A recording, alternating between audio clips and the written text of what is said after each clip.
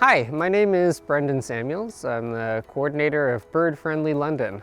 We're the London, Ontario-based team under the Nature Canada Bird Friendly Cities program. London, Ontario is actually the only high-ranking bird-friendly city in the entire country. And the reason is that people in London really care about birds and bird habitat and making sure that our relationships with the natural world are in order.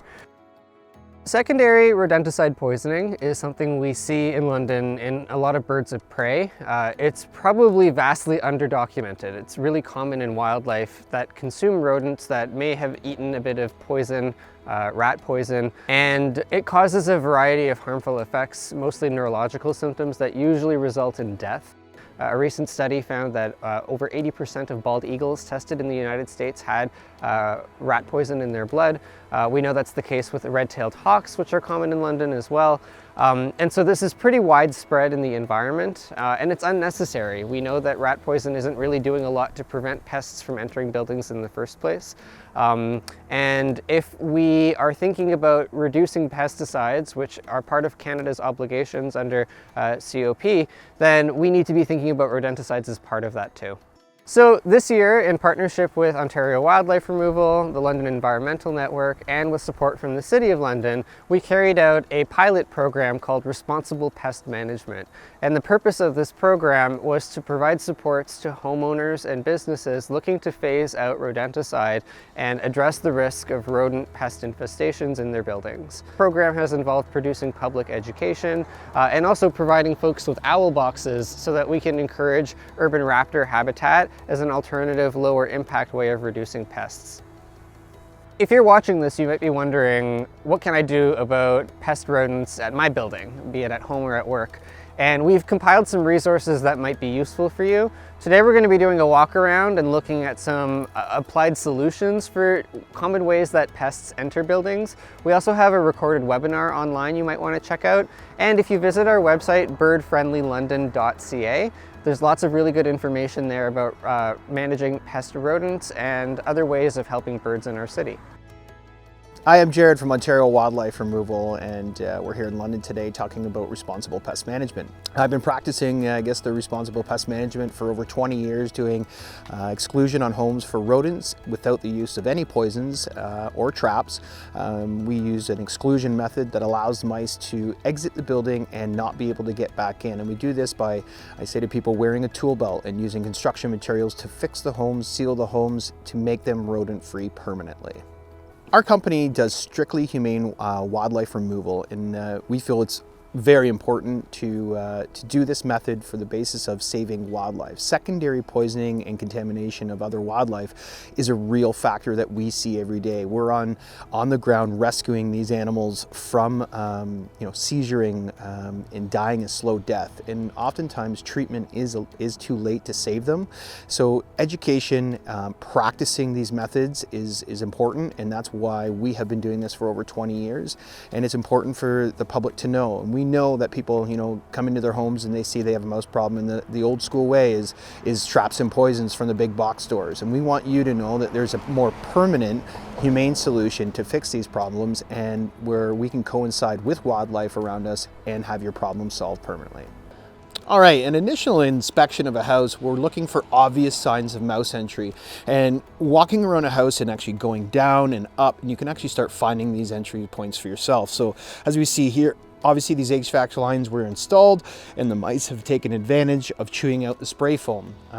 We see this a lot in houses. So these areas here we're able to identify as entry points, and we can install one of our humane mouse exit doors. This is attached to the house, such as like that.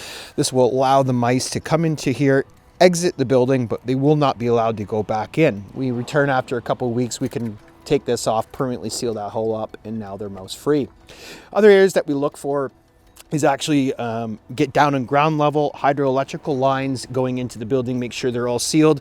We see a hole right here into the concrete around the window frame. We want to make sure all these items like this are sealed. But the most uncommon thing that people don't realize with mice is mice actually climb. And they'll climb straight up this brick wall and go right up to where that soffit and brick gap is and enter into the attic that way. So by sealing around the building and caulking, we're actually eliminating the avenues for mice can get in.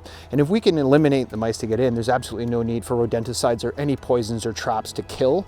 We can get them out humanely and protect the house from future entry.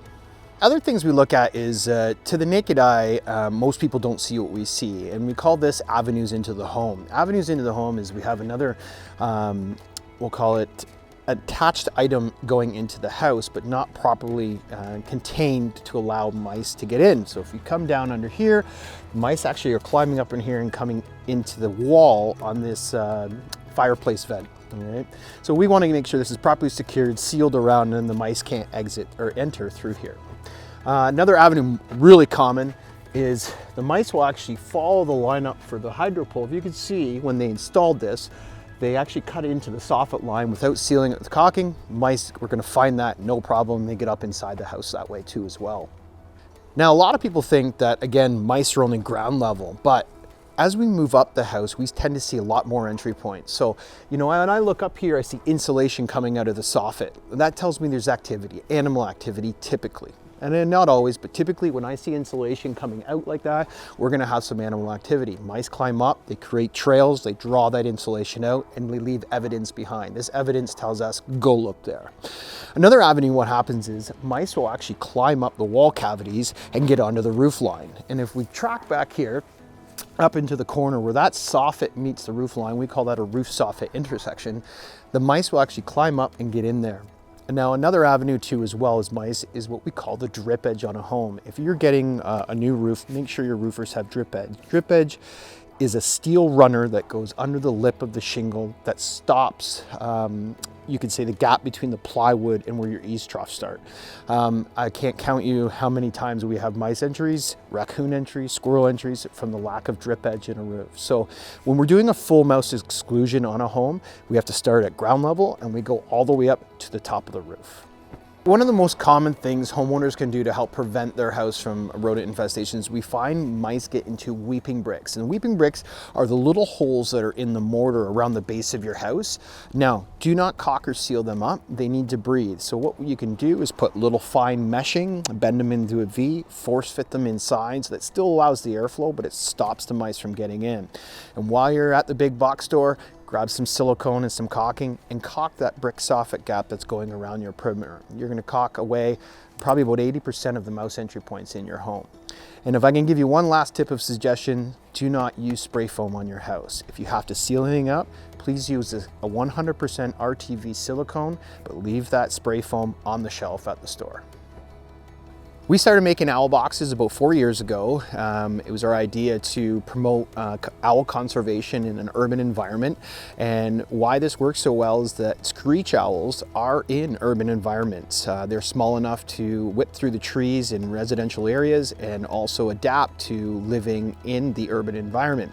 It's important to say that these guys are preying on little voles and mice in the area, and they're natural predators in that urban environment. As we started making these boxes, we wanted to make sure that we were giving back to the people that treat these birds of prey when they are injured or poisoned from rodenticides. So all funds and proceeds from these boxes are going to, in the London area, Salt Haven, and that's why we feel it's important to give back and promote owl conservation in the city.